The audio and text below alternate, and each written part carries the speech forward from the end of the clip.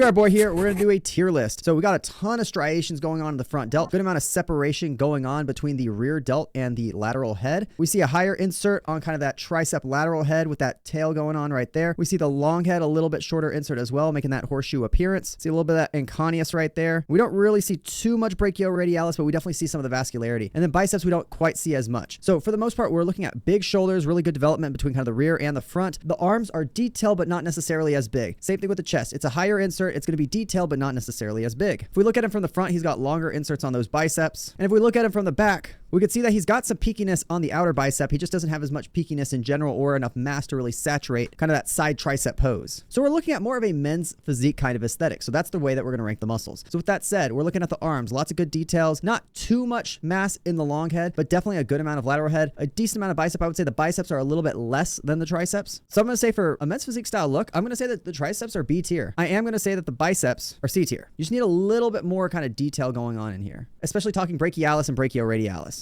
The forearms also B tier. It's because they got some vascularity. They got a little bit of that shape and size, but it's kind of tracking along with the biceps just a little bit ahead. And we're talking men's physique style rating. When we look at the shoulders have really good separation. They definitely have the ability to get very well conditioned. I would say these have A tier potential for sure. The chest, it's a higher insert chest. We look at it from the side. We see the sweep. We do see some of that upper chest right there. Between the good development, we could say it has kind of B plus tier potential, but I would say we could just give it A tier. He probably could get lean and bring out some striations in that. Looking at the abdominals, we just don't see very thick abdominals. In the case that some people just don't have really thick lines, this is generally a candidate for someone who needs to build up their abs. So with the obliques popping out a little bit, but not quite as much, and the abs popping out less, I'm going to say that the obliques are B tier, the abs are C tier. And this is a significant area that he could improve and look a lot better. Now looking at the upper back, tons of separation. This is exactly what you want for a men's physique. We're going to call that A tier upper back, and it could get even better. Looking at the lats, he has a good starting point for his lats and erectors. I would say that the lats would need to be significantly bigger, and the erectors, they're in a pretty decent spot. So I would say the erectors, I'm going to say that they're B tier because they don't really need to be that much bigger, and they're not as important for men's physique, but he's pretty much hitting it there. So you could even make the case that it's A tier, but the lats, we're definitely going to say B tier for now. We definitely see them, but we need even more separation from the lower back, and we especially need as much width as possible if we want that V-taper men's physique style look.